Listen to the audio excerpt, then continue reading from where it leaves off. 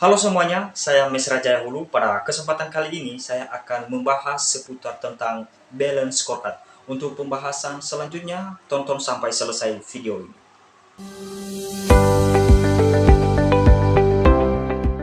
Oke, yang pertama adalah tentang rumusan masalah.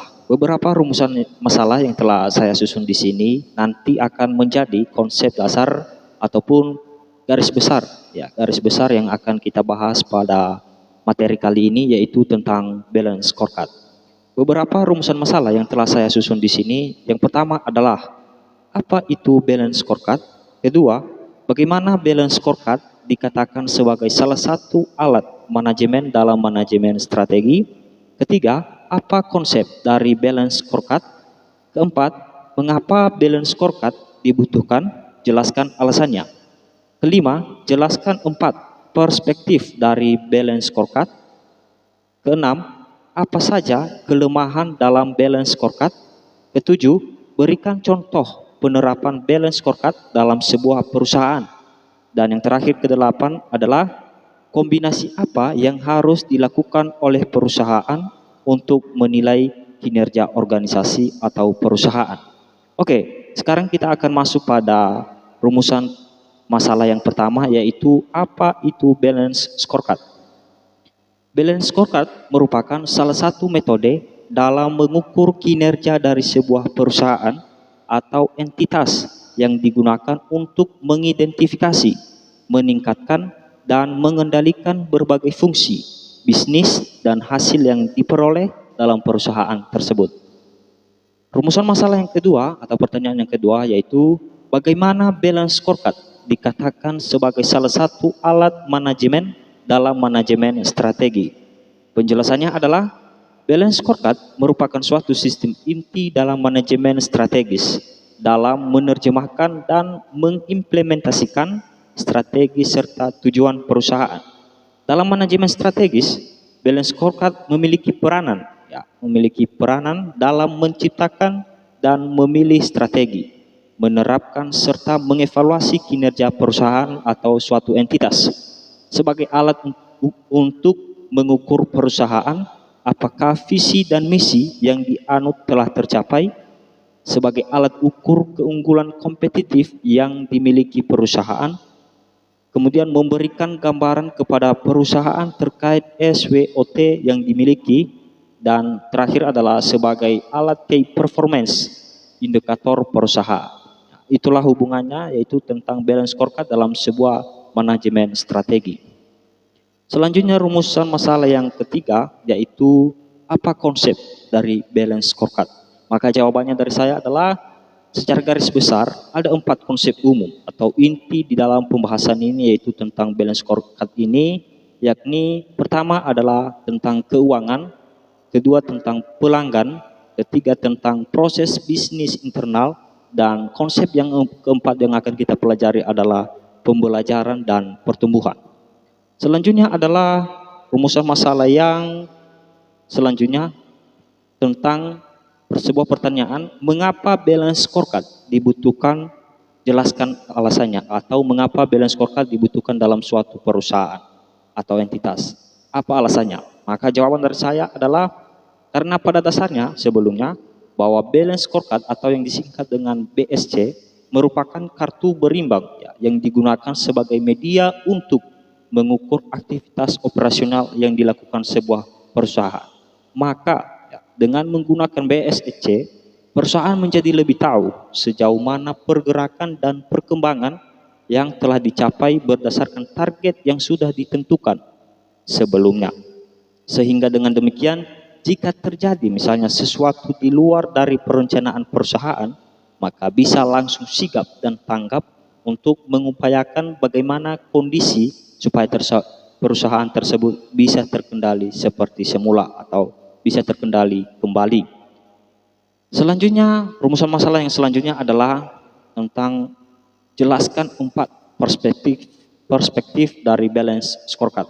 Oke, ada beberapa di sini yang saya cari atau yang saya temukan kemudian menjadi jawaban saya, yaitu satu, ada financial perspektif atau perspektif keuangan. Di sini dijelaskan bahwa perspektif keuangan erat kaitannya dengan pemasukan dan pengeluaran perusahaan. Dengan kata lain, perusahaan harus mampu mengelola keuangan dengan baik agar keuangannya terus stabil.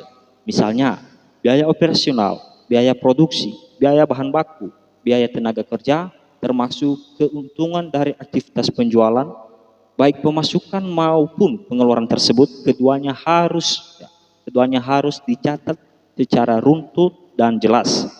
Supaya apa? Supaya pihak keuangan dapat mengamati laju pertumbuhan keuangan dari perusahaan yang bersangkutan. Selanjutnya adalah perspektif yang kedua, yaitu customer perspektif atau perspektif konsumen.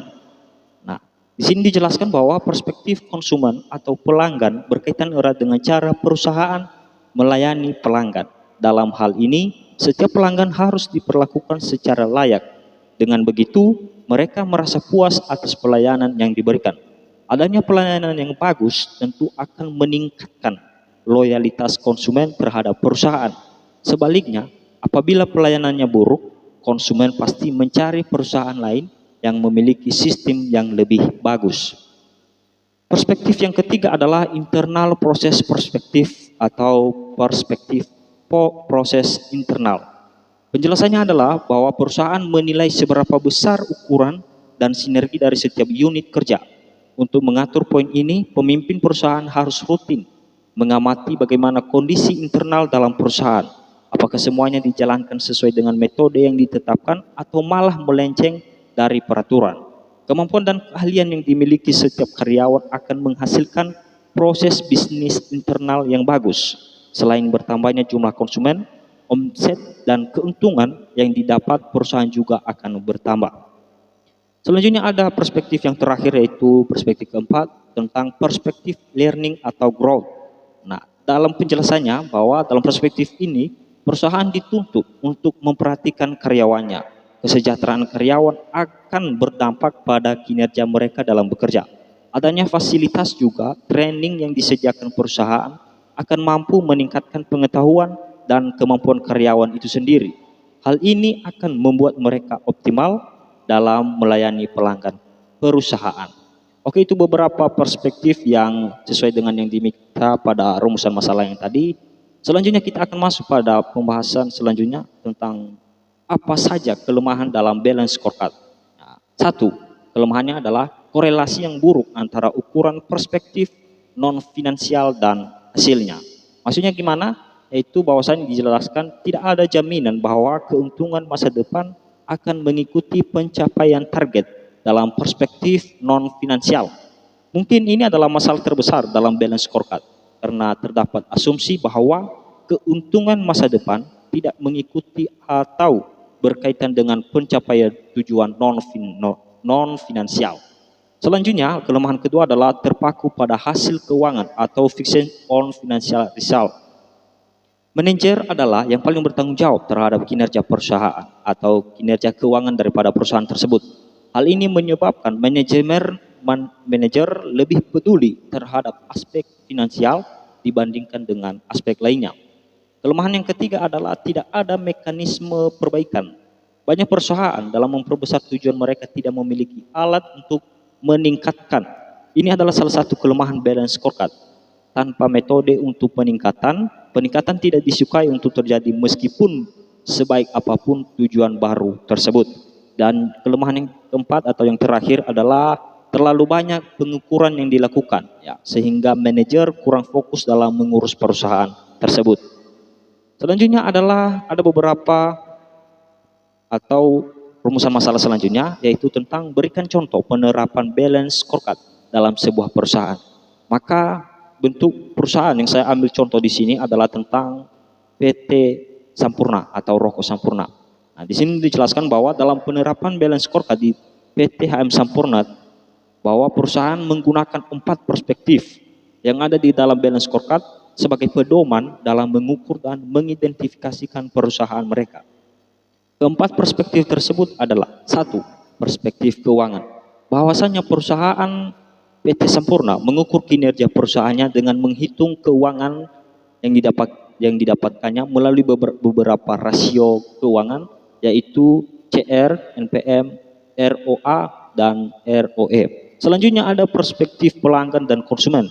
Nah, mereka mengidentifikasikan perusahaan mereka itu yaitu dengan perspektif pelanggan atau konsumen. Dalam memperluas pangsa pasarnya, PT HM Sampurna menjalin hubungan baik dengan setiap pelanggan atau konsumen melalui pelayanan terbaik mereka, baik pada saat pra penjualan maupun pasca penjualan. Satu tujuannya adalah supaya konsumen mendapatkan kepuasan. Selanjutnya ada perspektif proses bisnis internal. Selanjutnya ada perspektif pembelajaran. Maka kombinasi apa? Atau pertanyaan yang terakhir yaitu tentang kombinasi apa yang harus dilakukan oleh sebuah perusahaan untuk menilai kinerja perusahaan. Penjelasannya bahwa dalam penilaian kinerja perusahaan, maka ada 4 komponen atau kombinasi yang tidak bisa dipisahkan satu antara yang lain. Hal ini dikarenakan masing-masing komponen tersebut saling berhubungan dan mempengaruhi. Kombinasi penilaian tersebut adalah berdasarkan pada 4 aspek, yaitu aspek keuangan, aspek kepuasan konsumen, aspek bisnis internal, dan terakhir adalah aspek pembelajaran dan pertumbuhan.